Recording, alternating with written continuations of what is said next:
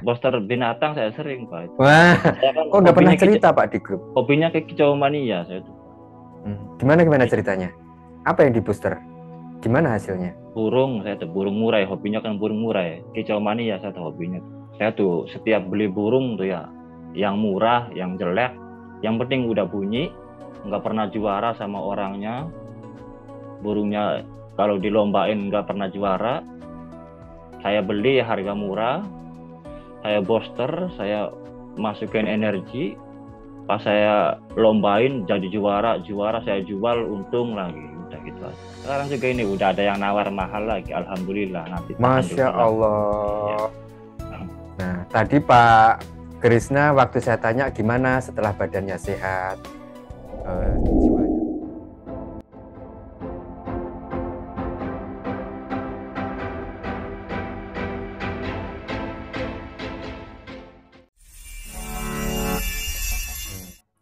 Ternyata begini fenomenanya ya. Member-member RSN yang di grup pada diem-diem aja, nggak pernah testimoni, nggak pernah cerita kalau udah habis nyembuhin istrinya, anaknya, dan penyakitnya juga udah sembuh. Itu pada diem-diem aja gitu. Sekarang baru terungkap setelah saya undang di talk show.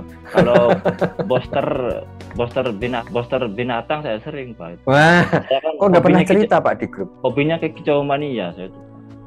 Gimana ceritanya? Apa yang di booster? Gimana hasilnya? Burung, saya tuh burung murai, hobinya kan burung murai. Kicau mania saya tuh hobinya. Saya tuh setiap beli burung tuh ya, yang murah, yang jelek, yang penting udah bunyi, nggak pernah juara sama orangnya. Burungnya kalau dilombain nggak pernah juara. Saya beli harga murah, saya booster, saya masukin energi, pas saya lombain jadi juara saya jual untung lagi, udah gitu aja. Nah, hobinya kicau mania Pak soalnya. Kok nggak pernah cerita di grup sih Pak? Baru sekarang ceritain booster burung kicaunya. Iya ya, sekarang juga ini udah ada yang nawar mahal lagi, alhamdulillah, nanti tahan Masya dulu lah. Allah. Nah, tadi Pak Krisna waktu saya tanya gimana setelah badannya sehat, jiwanya lebih tercerahkan, apakah rezekinya turut membaik? Nggak bilang rezeki masih begini-begini aja. Nah itu burungnya laku tinggi gitu kok nggak dibilang itu rezeki. Awas loh Pak, jangan lupa bersyukur loh Pak. Ya alhamdulillah, bersyukur. Mau dong saya belajar ngebooster burung. Bang El, salam Bang El. Keren loh. Salam Bang El. Ya, semangat pagi. Dari tadi saya dengerin dari awal, saya hanya mau dengar tadinya. Tetapi ya, kembali ya Mas Aksan ya, kita berdua yang tahu ya. Udah ada yang kebetulan, ini saya sambil ngetik tadi saya dengerin loh. Kok jadi semangat saya membara? Semangat saya membara. Tadi saya apa namanya ya? Saya olah keras tadi karena ada peristiwa. Ya, olah keras. Nah, ini biasanya kalau saya udah bilang ini, malahan saya nggak bilang ke Mas Aksan kalau saya nggak bisa hadir. Saya hanya mau dengar aja tadinya. Iya. Jadi ternyata dorongan saya untuk mendengar langsung ini berkah luar biasa buat saya. Ternyata Bapak yang diam-diam aja, wow. Tinggal dimanifestasikan, Pak. Iya, siap Bang. Jadikan duit. Iya. Jadikan duit. Iya, tidak harus burung, nggak harus burung. Banyak yang bisa Bapak lakukan. Iya Pak. Tinggal, wah, mantap deh. Panduannya udah lengkap, ya. Iya siap Pak. Kemarin kami yang dari Kepulauan Seribu aja itu mereka belum member, baru sekali itu aja ya, paling 2 kali kali Mas ya. Baru 2 kali itu aja mereka udah menikmati. Tadi barusan aku cek grupnya Mas. Aku cek ada ibu-ibu yang bilang ada yang over mual kayak mabuk. Terus aku tanya, udah grounding? Oh itu ini ya over energi lah. Padahal panduannya udah ada. Jadi mari semua, siapapun yang menonton video ini, Radius dan semua saudara-saudara semua, ayo. Ya. Kalau saya bilang nggak melakukan apa-apa kok. Diam itu kan nggak melakukan apa-apa toh. Iya benar. Duduk diam, udah perhatikan napas. nggak apa kalau pusat olahraga mau jadikan badan berotot kan masih ya menyiapkan tempat. Ini mau duduk di mana? Kemarin udah kami bagikan. Kami duduk di taman ya udah begitu aja. Duduk di warkop ya udah begitu aja. Semudah itu menyatu dengan Sang Maha. Lalu apa keajaiban terjadi? Kenapa nggak mau hanya duduk diam? Di situ saya habis nggak, aduh gimana ya mau ngomongnya? Hanya duduk diam nggak mau gitu. Tapi siap. Kebanyakan tuh orang nggak percaya dan nggak mau kayak gitu tuh Bang. Kebanyakan orang nggak percaya dan nggak mau. Gitu.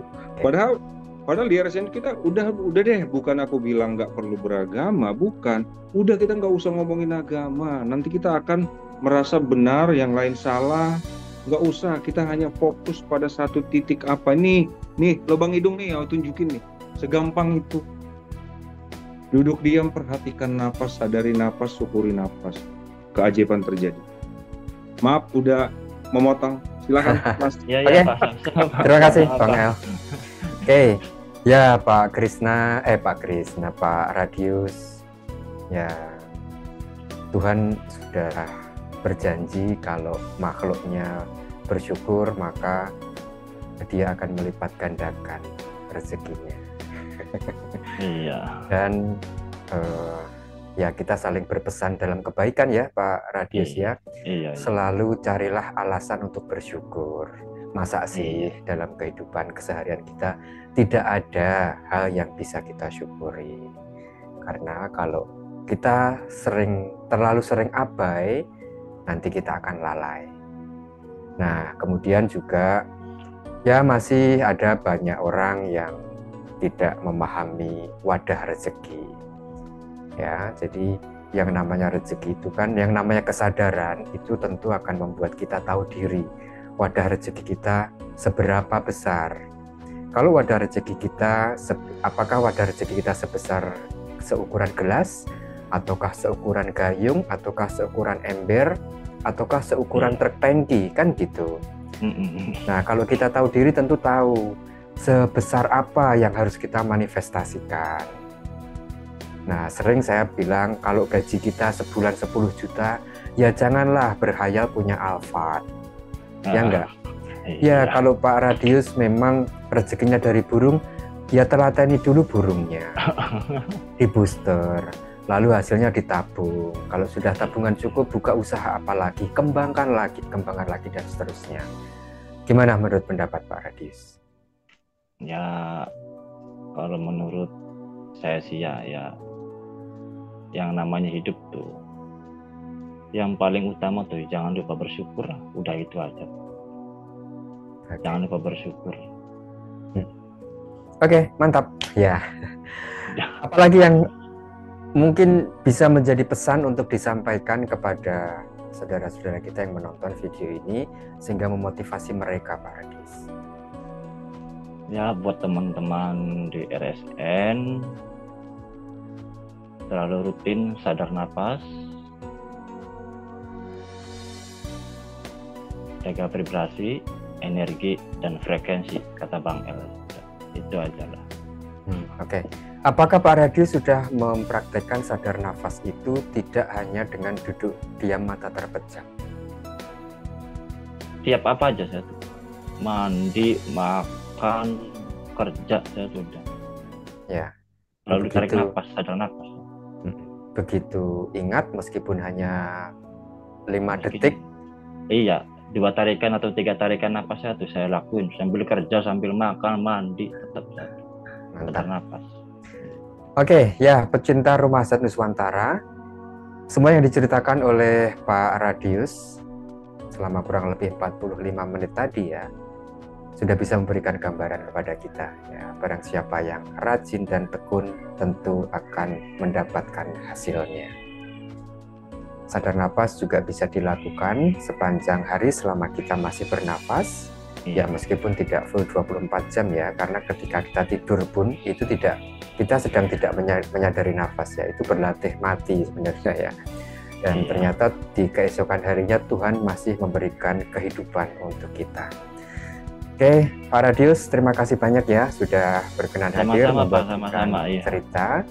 sehingga bisa memotivasi dan menjadi inspirasi untuk keluarga besar Rumah Sehat Nuswantara. Baik pemirsa Rumah Sehat Nuswantara, terima kasih untuk atensi Anda. Di lain kesempatan kita dapat berjumpa kembali dengan topik-topik yang lebih menarik lagi. Assalamualaikum warahmatullahi wabarakatuh. Om Swastiastu, Rahayu.